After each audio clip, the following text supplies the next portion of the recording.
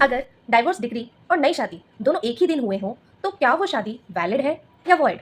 इसी interesting legal confusion पर Kerala high court ने 12 अगस्त 2025 को एक इंपॉर्टेंट जजमेंट दिया, राखी वर्सेस कृष्ण कुमार। इसमें कोर्ट ने क्लैरिफाई किया कि जजमेंट का इफेक्ट कब से शुरू होता है, क्या टाइम मैटर करता है या पूरे दिन का इफेक्ट माना जाता है। वाइफ के लॉयर ने कहा, हमारी शादी 28 दिसंबर 2007 को हुई थी और डाइवोर्स डिग्री भी उसी डेट की है, बट लॉ के अकॉर्डिंग जजमेंट का इफेक्ट उसी दिन से शुरू होता है, टाइम से नहीं।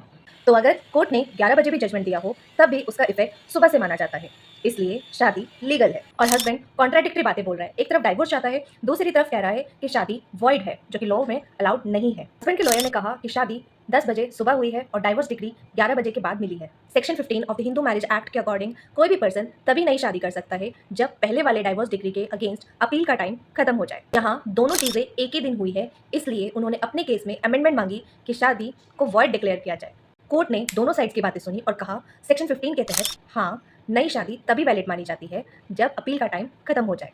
लेकिन यहाँ वाइफ ने 13B यानी कि म्यूचुअल कंसेंट से डाइवोर्स लिया था, जिसमें कि अपील का स्कोप बहुत कम होता है।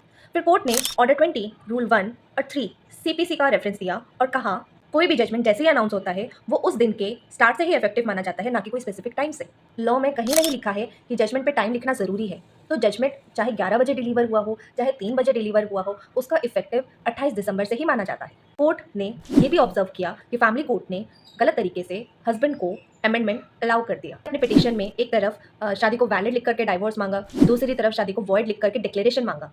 ये दोनों ही एक दूसरे के बहुत अपोजिट थे और ऑल्टरनेटिव रिलीफ के रूप में भी नहीं मांगा गया था, इसलिए अमेंडमेंट अलाउ करना गलत था। फाइनली केरला हाईकोर्ट ने कहा कि डाइवोर्स डिग्री 28 दिसंबर 2007 को हुई थी और डाइवोर्स की डिग्री पूरे दिन के लिए वैलिड थी, इसलिए शादी वैलिड मानी जाएगी और फैमिली कोर्ट के अमेंडमेंट ऑर्डर को सेट असाइड कर दिया।